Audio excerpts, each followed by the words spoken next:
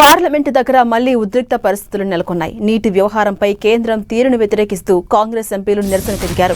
Black డ్రెస్లలో పార్లమెంటుకు వచ్చిన విపక్ష ఎంపీలు కేంద్ర మంత్రి ధర్మేంద్ర ప్రధాన్ రాజీనామా చేయాలంటూ డిమాండ్ చేస్తున్నారు. నిన్నటి అరెస్టును ఖండిస్తూ బ్లాక్ డ్రెస్లో వచ్చిన విపక్ష ఎంపీలు నీటి వ్యవహారంపై ఉభయ సభల్లో చర్చించాల్సిందిగా డిమాండ్ చేస్తున్నారు.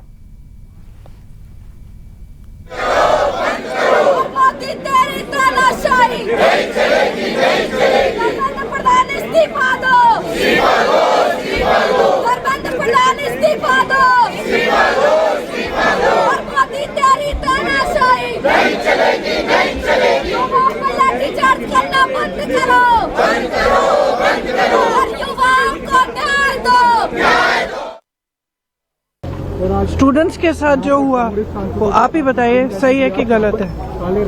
बच्चे हैं, सारे प्रोटेस्ट कर रहे हैं, कोई ऐसे प्रोटेस्ट नहीं है, जेन्युइन इशू है, जेन्युइन प्रॉब्लम है। सारे इस देश के सारे माँ बाप जानते हैं, इस देश के सारे स्टूडेंट्स जानते हैं, इस देश के सारी टीचर्स भी जानती हैं, सब जानते हैं। तो एक जेन्युइन मामला है, जेन्युइन इशू है, उस पे स्टूडेंट सिर्फ अपना अधिकार मांग रहे हैं और कुछ नहीं मांग रहे हैं। वो सिर्फ ये कह रहे हैं हमें अपना अधिकार दो। हमें कब आप हर एग्जाम को क्या पेपर लीक करा रहे हो? बच्चे इतना संघर्ष करके पढ़ाई करते हैं, अपने लिए एक फ्यूचर देखते हैं, आप उस फ्यूचर को बिगाड़ रहे हो। आपने पूरी एजुकेशन बजट का क्या, आपने 1.4 लाख करोड़ पूरी एजुकेशन बजट है पूरे देश के यूथ के लिए, और अडानी जी और अंबानी जी को आप 16 लाख करोड़ आप मुफ्त में लोन माफी कर रहे हो। किसानों को कुछ नहीं, गरीबों को कुछ नहीं, स्टूडेंट्स को कुछ नहीं, और ऊपर से स्टूडेंट्स को इतना खर्चना पड़ रहा है, फैमिलीज को इतना खर्चना पड़ रहा है, लोन लेते हैं। सिर्फ नीट के एग्जाम में जो 22 लाख फैमिलीज हैं उनका खर्चा 1.32 लाख करोड़ है, almost equal to education budget. तो स्टूडेंट्स की जेन्युइन स्ट्रगल है, जेन्युइन समस्या है। वो सिंपली कह रहे हैं हमसे बात करो, हमारे लिए सिस्टम, हमारा सिस्टम बदलो।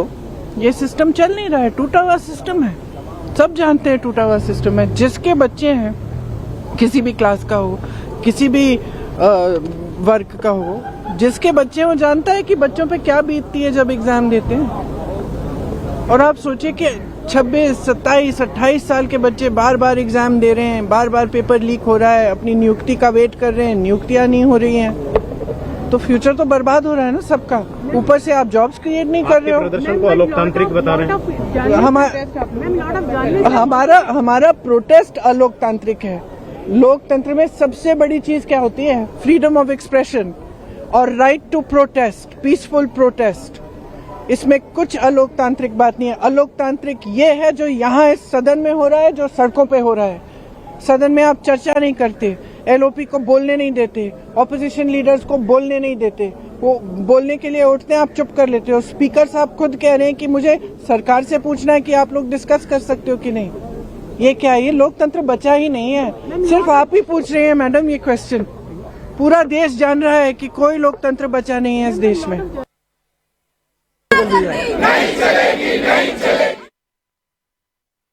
He didn't have any moral responsibility to continue as an education minister. Who will listen his words now? Where is the moral responsibility with Dharmendra Pradhan? 1.8 billion people are demanding his resignation. He has to resign for saving the children of this country.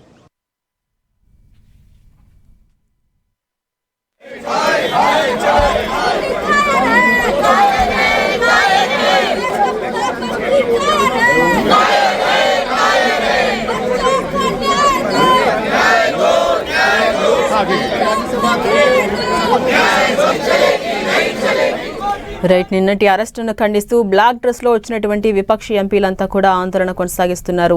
విద్యార్థులపై లాఠీ చార్జ్ను కూడా ఖండిస్తూ వస్తోంది కాంగ్రెస్. ఈ నేపథ్యంలో అటు parliament దగ్గర మళ్లీ ఆందోళన కొనసాగిస్తున్నారు.